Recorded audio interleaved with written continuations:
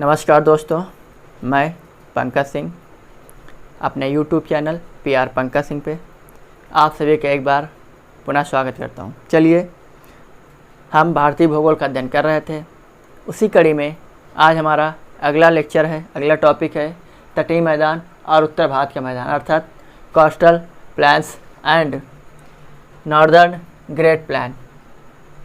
चलिए देखते हैं मानचित्र के नज़रिए के माध्यम से। पहले एक बार चीज़ों को मैं समझा दूं, उसके बाद हम तथ्यों वाइज चीज़ें आपको लिखवाते चलेंगे। जैसा कि आप देख रहे हैं, यह है हमारा भारत का पठार या दक्षिण भारत का पठार या प्रायद्वीपीय पठार। प्रायद्वीपीय पठार के पश्चिम में पश्चिम तटीय मैदान, पूर्व में पूर्वी तटीय मैदान। ये है पश्चिम तटीय मैदान का विस्तार गुजरात से लेकर दक्षिण में केप केमोरिन तक, और पूर्वी तटीय मैदान का निर्माण उड़ीसा से लेकर दक्षिण में केप केमोरिन तक। इसके उत्तर में उत्तर भारत के मैदान अर्थात हिमालय पर्वत के दक्षिण में। अब प्रायद्वीपीय भारत के पठार के उत्तर में जिस मैदान का विकास हुआ है, उद्भव हुआ है, उसे हम उत्तर भारत के मैदान के नाम से जानते हैं। उत्तर भारत मैदान का निर्माण प्रमुख रूप से गंगा यमुना के द्वार से, साथ ही ब्रह्मपुत्र नदी के द्वारा बहा कर लाए गए जलोढ़ निक्षेपण से हुआ है। जलोढ़ अर्थात जल के साथ बालू, कंकड़, मिट्टी सबको एक साथ लाकर वहाँ पर एक परत, एक लेयर का उड़ा देना, यानी जल के माध्यम से एक परत का उड़ा देना, जलोढ़। इसलिए इसको हम जलोढ़ बोलते हैं, जलोढ़ निक्षेपण।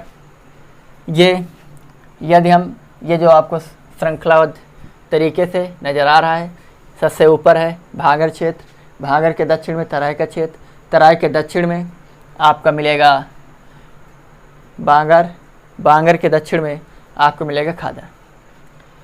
उसके बाद ये है हमारा मैदान, ये है हमारी गंगा नदी, ये है ब्रह्मपुत्र नदी, और ये इधर है आपकी एक सिंधु नदी। चलिए, पश्चिम तटीय मैदान और पूर्वी तटीय मैदान का निर्माण प्रायद्वीपीय पठार से निकलने वाली नदियों ने किया है। यानी पश्चिम तटीय मैदान और पूर्वी तटीय मैदान का निर्माण प्रायद्वीपीय पठार से निकली हुई नदियों के माध्यम से हुआ है। कुछ नदियाँ प्रायद्वीपीय पठार से निकलकर पूर्व की ओर बंगाल खाड़ी में अपना जल गिराती हैं, जिससे, और साथ ही कुछ नदियां हैं जो पश्चिम की ओर प्रवाहित होकर अरब सागर में अपना जल गिराती हैं। नदियां बहुत ही प्राचीन काल से प्रवाहित हो रही हैं, क्योंकि आपको पता ही है ये जो एरिया है पूरा गोंडवाना लैंड का क्षेत्र है, तो ये जो नदियां हैं प्राचीन काल की नदियां हैं।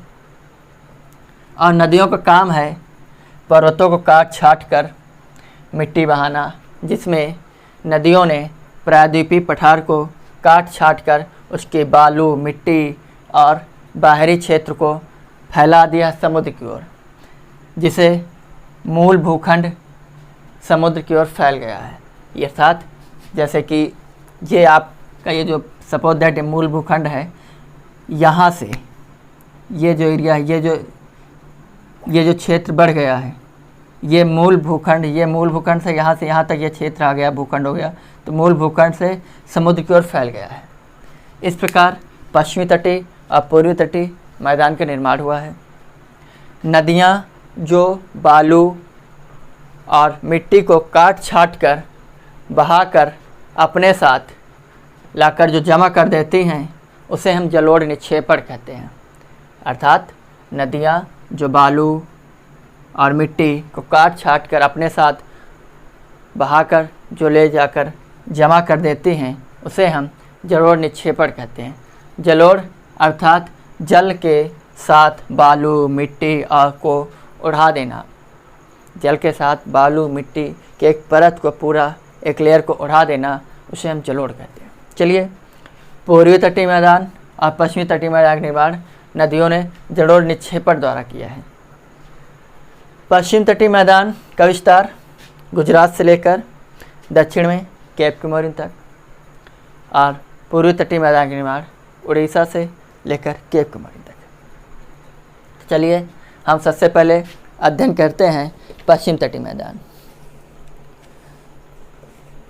पश्चिम तटीय मैदान में हम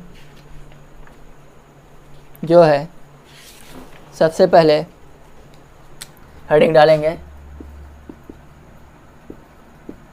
पश्चिम तटीय मैदान। पश्चिम तटीय मैदान की औसत लंबाई 65, औसत चौड़ाई 65 किलोमीटर है।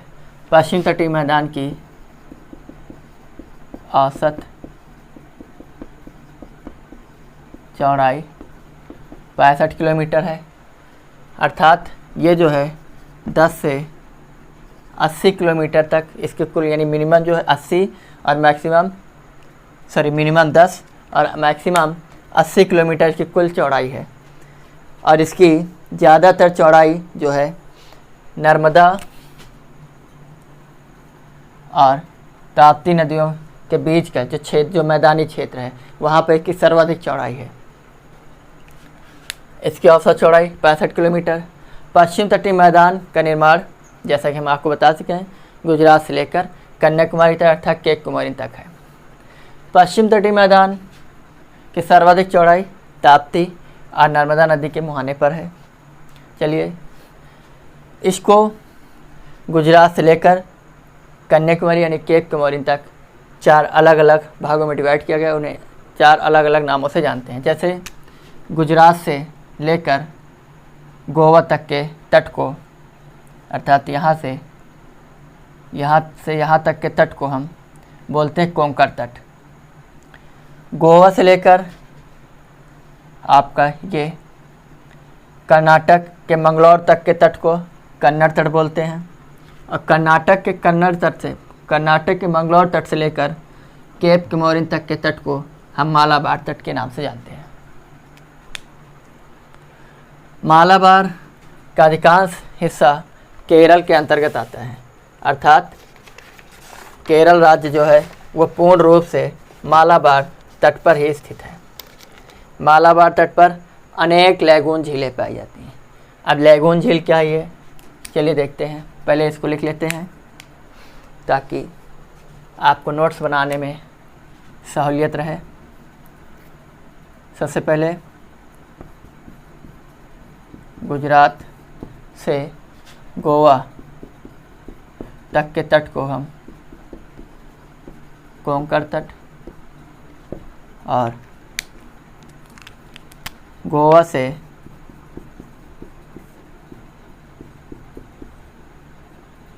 मंगलौर पड़ेगा आपका कर्नाटक तक के तट को हम कन्नड़ तट, तथा साथ ही मंगलौर से लेकर केप कमोरिन अर्थात कन्याकुमारी तक के तट को मालाबार तट कहते हैं। मालाबार तट का सर्वाधिक विस्तार जो है वो आपके केरल में पड़ता है। कोंकण तट की कुल लंबाई जो है वो है 530 किलोमीटर, अर्थात गुजरात से लेके ये यहाँ से लेकर यहाँ तक की कुल लंबाई है 530 किलोमीटर। और इसकी जो चौड़ाई है इस क्षेत्र की वो है 35 से 30 किलोमीटर इसकी कुल चौड़ाई।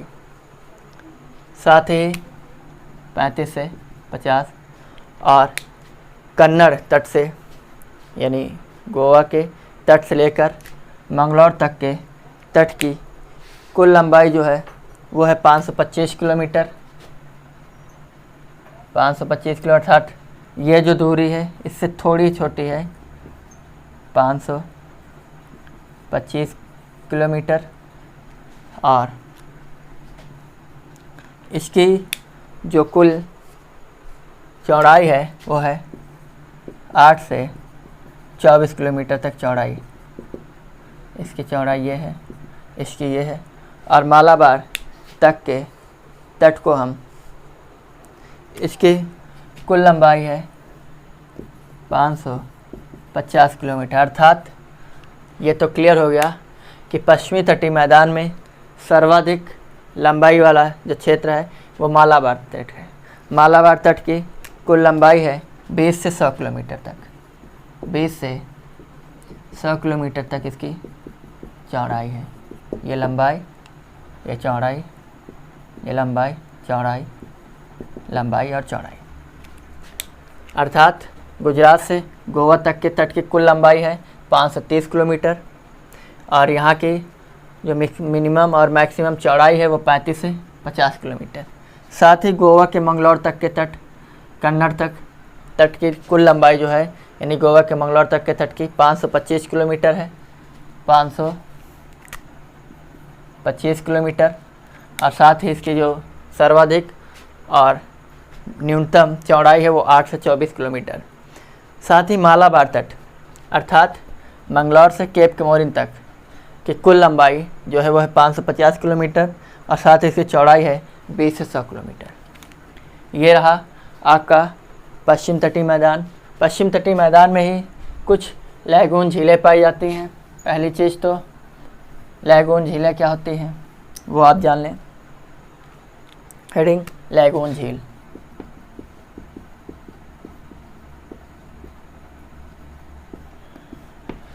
लैगून झील समुद्र का वह जल जो ज़मीन से के अंदर तक घुसा हुआ होता है। समुद्र का वह जल जो ज़मीन के अंदर तक घुसा हुआ होता है, अर्थात चारों ओर ज़मीन से घिरा हुआ हो और उसका संपर्क समुद्र से भी हो, उसे हम लैगून झील कहते हैं। पहली चीज़ तो आप ये जान लें, झील क्या होता है। एक ऐसी जलराशि जो चारों ओर भूमि से घिरी होती है उसे हम झील कहते हैं।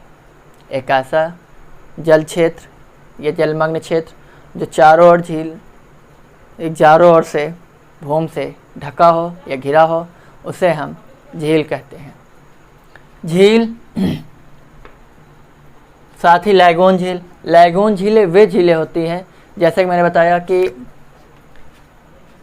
ये आकृति वाले क्षेत्र, यानी एक बड़ी जलराशि जो चारों ओर, वैसे तो तालाब भी होते हैं जो चारों ओर जल से, लेकिन ये छोटी जलराशियाँ होती हैं। एक बड़ी जलराशि जो चारों ओर से भूमि से घिरी होती है उसे हम झील कहते हैं। और इस झील का संपर्क समुद्र से हो, समुद्र से, सपोज दैट ये समुद्र है और इसका संपर्क झील से है। अब झील से कैसे हो जाएगा, क्योंकि ये तो झील है, झील तभी होगी जब चारों ओर से कवर्ड होगी, यानी ढकी होगी या घिरी होगी। लेकिन समुद्र की लहरों के माध्यम से पानी झीलों से भी संपर्क बन जाए, अर्थात ये जो घिरा हुआ क्षेत्र ये टूट जाए और फिर झीलों के लहरों के माध्यम से ही ये फिर से बंद हो जाए, अर्थात इसका जल और इसका जल दोनों आपस में मिल जाए, तो ऐसी झीलों को हम लैगून झील कहते हैं। जैसे उदाहरण के लिए वेम्बनाड झील आपके केरल में, वेम्बनाड झील केरल में, अष्टामुदी झील ये भी आके केरल में।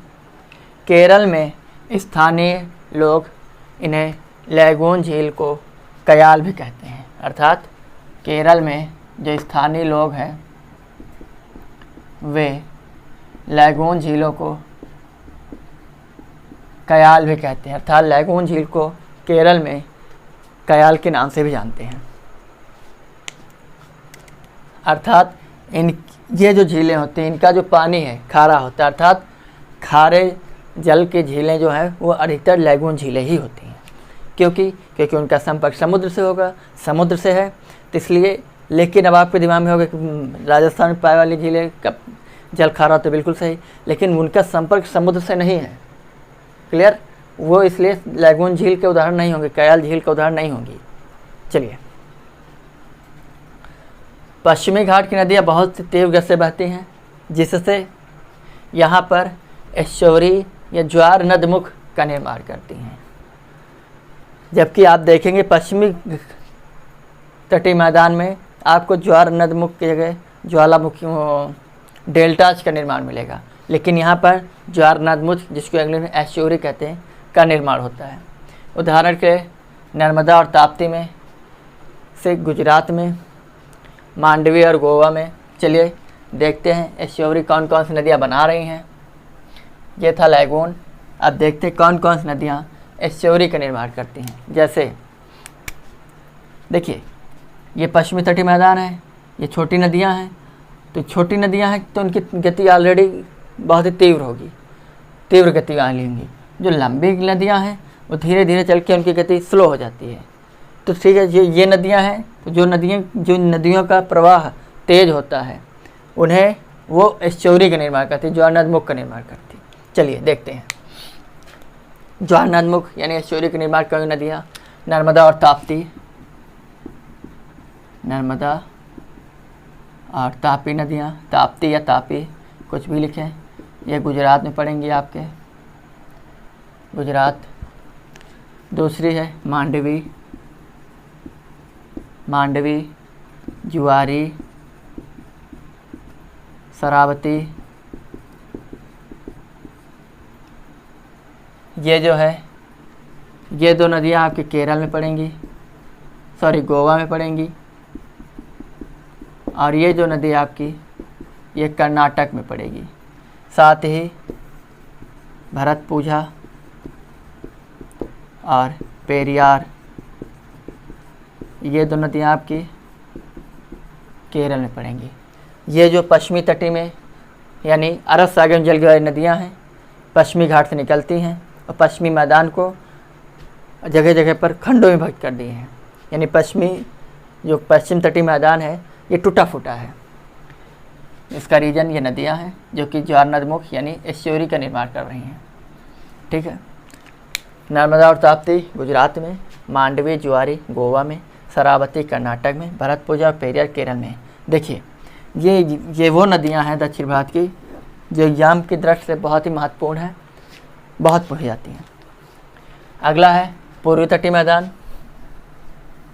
पश्चिम तटीय मैदान हो गया, अब हम पढ़ते हैं पूर्वी तटीय मैदान। पूर्वी तटीय मैदान, ईस्टर्न कोस्टल प्लेन्स। चलिए पूर्वी तटीय मैदान, पश्चिम बंगाल, ये आपका यहाँ पर ये पश्चिम बंगाल पड़ेगा। हुगली नदी से लेकर कन्याकुमारी तक के तट को, यदि ये आपकी गंगा नदी है तो गंगा से ही पश्चिम बंगाल में एक नदी है, वो उसकी धारा, गंगा की एक धारा है जो पश्चिम बंगाल में गंगा से अलग हो जाती है, तो उसको हम पश्चिम बंगाल में हुगली के नाम से जानते हैं। और हुगली अपना जल बंगाल खाड़ी में स्वतंत्र रूप से गिराती है और इसी की एक सहायक नदी है दामोदर, जो कि अपना जल हुगली के माध्यम से बंगाल खाड़ी में गिराती है। चलिए हुगली से लेकर यहाँ ये केप कमोरिन तक के तट को पूर्वी तटीय मैदान कहते हैं। लिख लेते हैं, हुगली अर्थात पश्चिम बंगाल से लेकर केप केमोरिन तक इसका विधिवत विस्तार है। पूर्वी तटीय मैदान की सर्वाधिक चौड़ाई तमिलनाडु में है। ये जो आपका क्षेत्र है कोरोमंडल, उसका पूरा ही एरिया तमिलनाडु में आता है। यानी तमिलनाडु के तट को हम कोरोमंडल के नाम से जानते हैं, जैसे केरल के तट को मालाबार तट से, लेकिन तमिलनाडु का तट भी यहाँ पर कुछ पड़ जाता है इसलिए। साथ ही पूर्वी तटीय मैदान की सर्वाधिक चौड़ाई तमिलनाडु में है, सर्वाधिक चौड़ाई तमिलनाडु। अगला उड़ीसा में पूर्वी तटीय मैदान को उत्कल तट कहते हैं। ये आप देखिए, आंध्र प्रदेश में उत्तर सरकारी उत्तरी सरकारी तट कहते हैं और तमिलनाडु में कोरोमंडल तट के नाम से जानते हैं। आंध्र प्रदेश में गोदावरी और कृष्णा नदियों के बीच के मैदान को उत्तरी सरकार तट कहते हैं। अर्थात ये दो नदियां हैं, ये है आपकी गोदावरी और ये है आपकी कृष्णा। इन दो नदियों के बीच के क्षेत्र को आंध्र प्रदेश में हम उत्तर सरकार तट के नाम से जानते हैं। तमिलनाडु के तट के मैदान को हम कोरोमंडल कहते हैं। चलिए लिख लेते हैं। पूर्वी तटीय मैदान में उड़ीसा के तट को हम उत्कल तट, साथ ही आंध्र प्रदेश में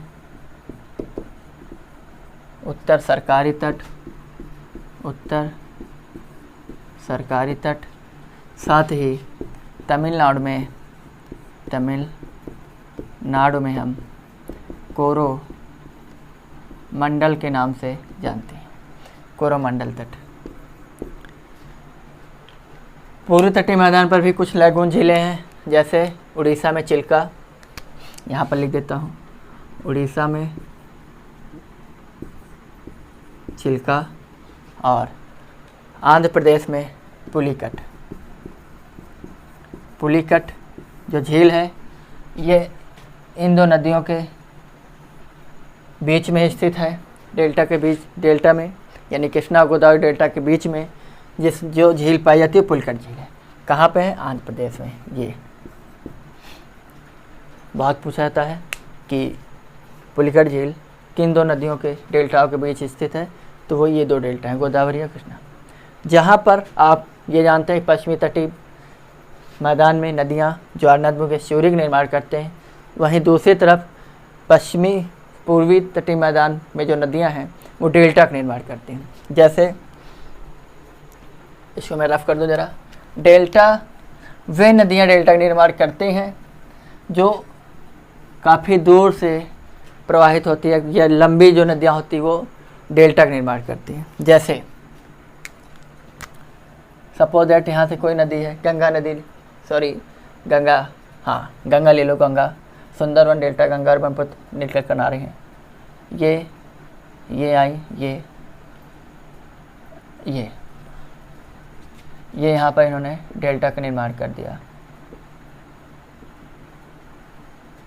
जैसे कि ये नदी है, पर्वतों से आई, पहाड़ से आई, बहुत गति रहती है इनकी, तो ये अपने साथ बड़े बड़े शिलाखंडों को लेकर वहाँ से चलती हैं।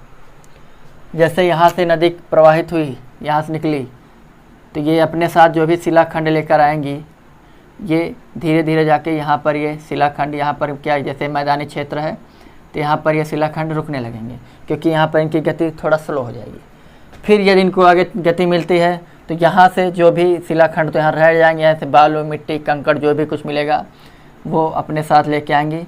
वो अगर गति है, ढलान है, ढाल मिल रहा है तो साथ बहता हुआ चले जाए गति के साथ। यदि इनके गति में मैदान मिल गया, मैदानी क्षेत्र, तो वो जो क्षेत्र है वो जो अपने साथ गति से थी, लेकिन आगे मैदान मिल गया, ढाल मिला नहीं, ढाल ना मिलने के चलते जल की जो गति है यानी नदियों की जो गति है वो धीमी पड़ गई है। धीमी पड़ने के चलते क्या होता है कि जैसे ये नदी है, यहाँ तक इसको अच्छा ढाल मिला तो ये अपने साथ जो भी मलबा लेकर आएगी वो यहाँ पर छोड़ देगी, इस क्षेत्र में छोड़ देगी। इस क्षेत्र में यदि छोड़ देगी तो यहाँ क्यों? क्योंकि इसकी गति धीमी हो गई। और जब गति स्लो हो गई, धीमी हो गई, तो ये जो नदी है इसी क्षेत्र में जहाँ पर इसने मलबा डाल दिया, छोड़ दिया लाके, तब ये मलबा इसके अवरोधक का काम करेगा। तो अब ये नदी कई सारी शाखाओं में विभक्त हो जाएगी, जैसे आपको यहाँ दिखाया गया है। तो ये नदी कई सारी शाखाओं में विभक्त होकर अपना जल खाड़ी, सागर, महासागर में गिराएगी। जैसे गंगा नदी बंगाल खाड़ी में जल गिरा रही है, तो ये कई सारे धाराओं में विभक्त होकर अपना जल बंगाल खाड़ी में गिरा रही है। तो ये जो क्षेत्र है, जो त्रिभुजाकार आकृति का निर्माण करते हैं, उसे हम डेल्टा कहते हैं। उम्मीद है समझ में आया होगा। चलिए, डेल्टा हो गया।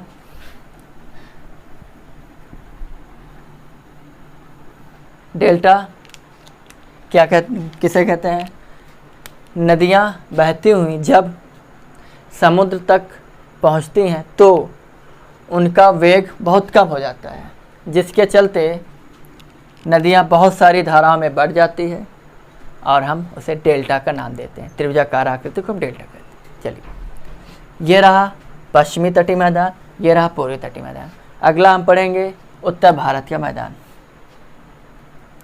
उत्कल तट। और एक चीज़ आप जान लें कि पश्चिमी तट जो है पश्चिमी तटीय मैदान पूर्वी तटीय मैदान की अपेक्षा संकीर्ण है, सकरा है, जहाँ पर इसकी औसत चौड़ाई 65 किलोमीटर है। वहीं पर पश्चिम तटीय मैदान की औसत चौड़ाई 120 किलोमीटर तक है। तो इसे क्लियर है। और इसकी सर्वाधिक चौड़ाई आपको कोरोमंडल तट में बता दी गई है। चलिए अगला हम पढ़ते हैं उत्तर भारत के मैदान। हेडिंग उत्तर भारत के मैदान, अर्थात नॉर्दर्न ग्रेट प्लेन, उत्तर भारत का मैदान।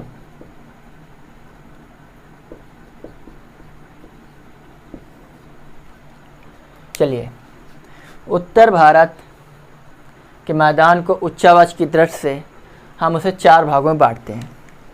उच्चावच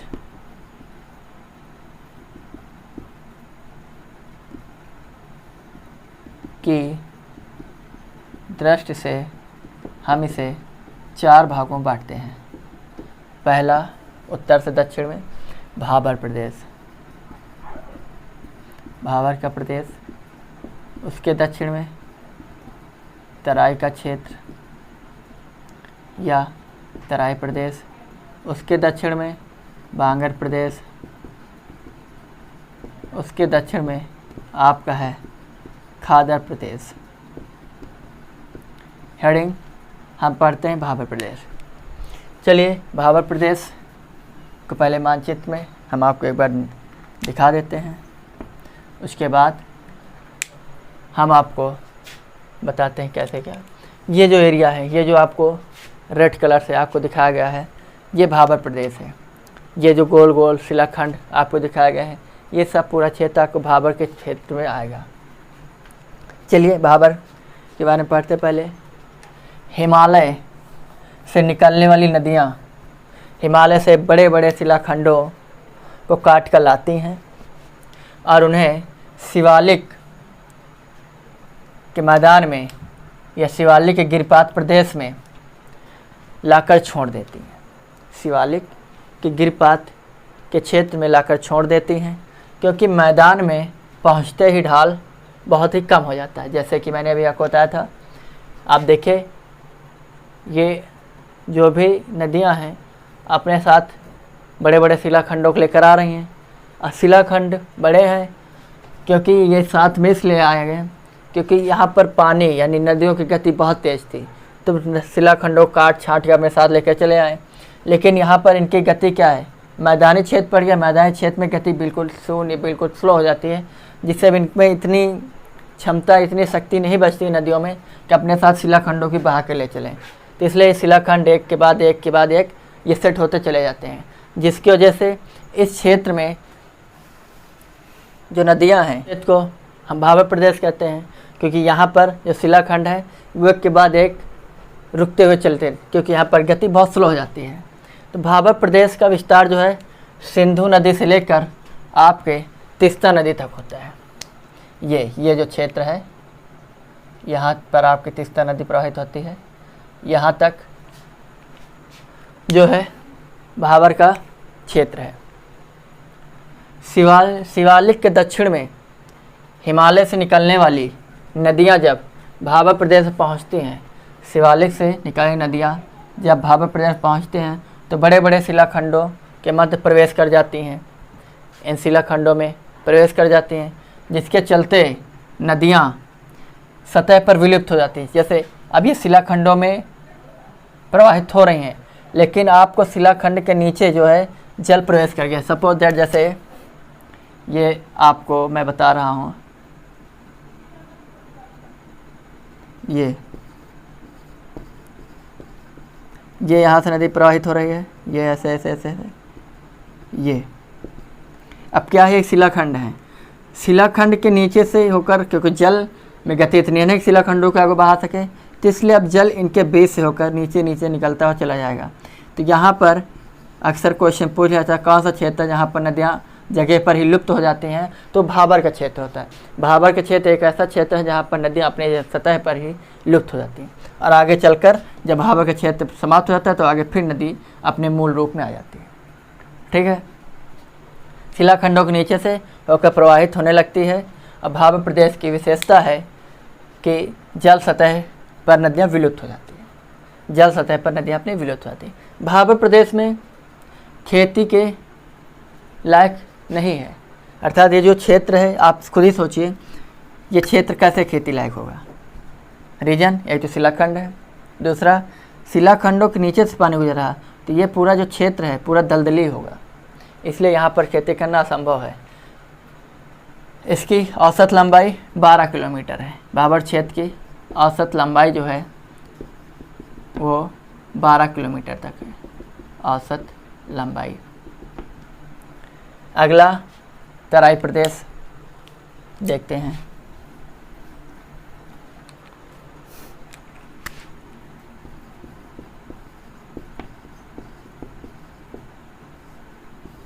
तराई प्रदेश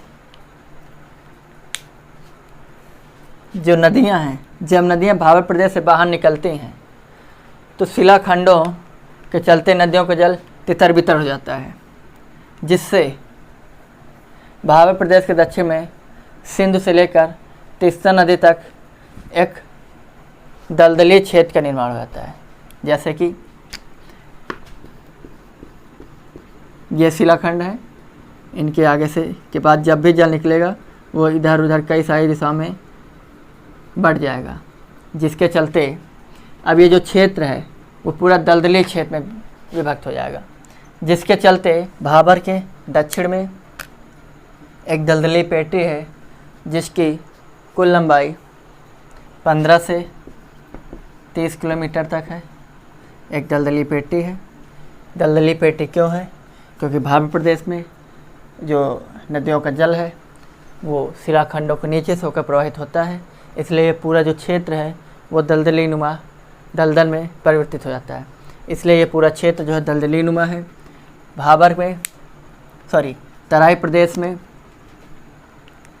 तराई प्रदेश में जब दलदली, वहाँ की मिट्टी दलदली हो जाती है तो उस क्षेत्र में कई सारी बीमारियाँ जन्म ले लेती हैं, जैसे डेंगू,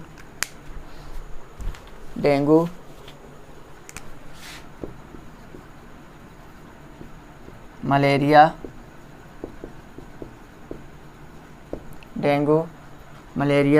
चिकनगुनिया इत्यादि ऐसी बीमारियां यहाँ पर जन्म ले लेती हैं। ये क्षेत्र पूरा दलदली है, इसलिए ये धान की खेती के लिए काफ़ी उपयोगी क्षेत्र होता है। धान की खेती के लिए उपयोगी क्षेत्र होता है तथा यहाँ पर जीवन यापन करना एक काफ़ी दुर्लभ क्षेत्र हो जाता है, लेकिन यहाँ पर जैव विविधता काफ़ी अच्छी पाई जाती है और यहाँ पर वनों की बहुलता पाई जाती है इस क्षेत्र में। तो ये है तराई का क्षेत्र, तराई प्रदेश। अगला है खादर और बांगर। बांगर और खादर देखते हैं। बांगर और खादर, ये सपोज दैट नदी है, प्रवाहित हो रही है। ये इसका तटीय क्षेत्र है। ये नदी प्रवाहित हो रही है। नदी से जो सटे हुए क्षेत्र होता है, सपोज दैट इतना ये ले लीजिए, इधर ये ले लीजिए, यानी वह क्षेत्र जो प्रतिवर्ष, वह भूमि जो प्रतिवर्ष नई हो जाए, अर्थात वहाँ पर बाढ़ आने से जल स्तर बढ़ जाने की वजह से यहाँ पर जब बाढ़ आ जाती है तो यहाँ की मिट्टी नई हो जाती है, जिसकी वजह से ये जो मिट्टी होती है इसको हम खादर बोलते हैं। खादर अर्थात वो मिट्टी जो उपजाऊ मिट्टी होती है या उर्वरक जड़ से समृद्ध मिट्टी होती है, या उस क्षेत्र को हम खादर बोलते हैं। इसके ऊपर क्षेत्र जहाँ पर या खादर, पुरानी खादर को हम बांगर बोल देते हैं। ये बांगर वह क्षेत्र जहाँ प्रतिवर्ष मिट्टी नई हो जाए या उस पर एक नई लेयर, नई परत नई होती रहे, वो खादर होती है। दूसरी बात यह है कि वह मिट्टी जो प्रतिवर्ष नई ना होती रहे या पुरानी खादर, उसको हम बांगर बोलते हैं, और नई या नई जलोढ़ को खादर या पुरानी जलोढ़ को बांगर बोलते हैं। यह है खादर और बांगर। बांगर जो है कृषि के लिहाज से कम उपयोगी होती है, खादर वहीं पर कृषि के लिहाज से काफ़ी समृद्ध मिट्टी, काफ़ी समृद्ध क्षेत्र होता है। ये रहा हमारा भारत के तटीय मैदान और उत्तर भारत का मैदान। आज के लिए इतना ही। अपने वीडियो को यहीं पर हम विराम देते हैं। बहुत बहुत धन्यवाद। Thank you. जय हिंद, जय भारत।